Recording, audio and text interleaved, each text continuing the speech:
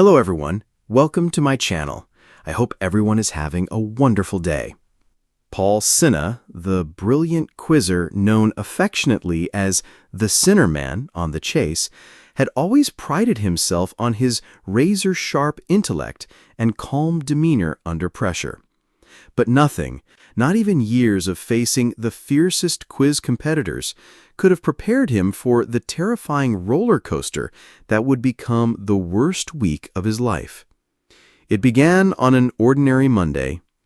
Paul was preparing for a comedy gig in Edinburgh, rehearsing lines in front of his dressing room mirror, but something felt off.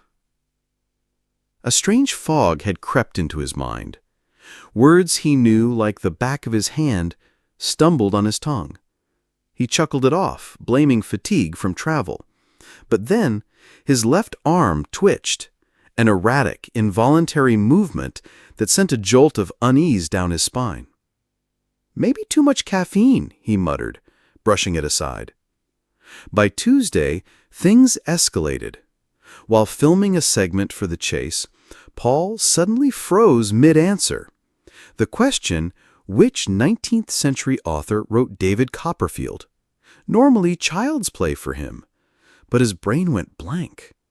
The camera stopped rolling.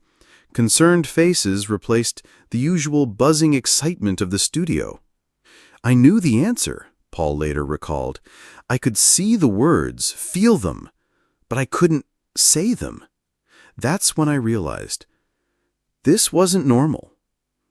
That night, he found himself in a hospital bed, the beeping of machines echoing through the sterile room. Doctors ran test after test, their hushed tones doing little to calm his nerves. His partner, Oliver, sat by his side, holding his hand with silent strength. The neurologist arrived on Wednesday morning, carrying an expression that revealed too much before he spoke a word. "Paul, we've detected some irregular activity in your brain scans. We believe you may have suffered a transient ischemia attack, a mini-stroke." Paul stared at him. It didn't register. Him? The walking encyclopedia? The man whose brain was his most prized possession? "But I'm only 55, he said, almost defensively. The doctor nodded solemnly. "And we're going to do everything to make sure this doesn't happen again." The next few days were a blur of blood tests, MRIs, and medication regimens.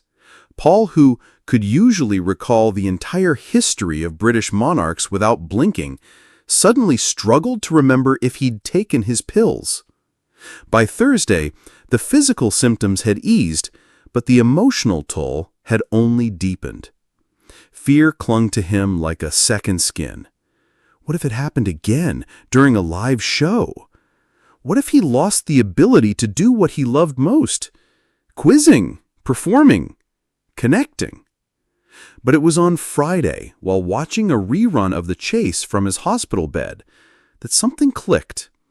He saw his own face on the screen, composed and confident, rattling off answers like bullets from a machine gun. That version of himself seemed so distant, but not unreachable. Maybe this is part of my story now. Maybe The Chase isn't just about questions and answers. It's about surviving what you never saw coming.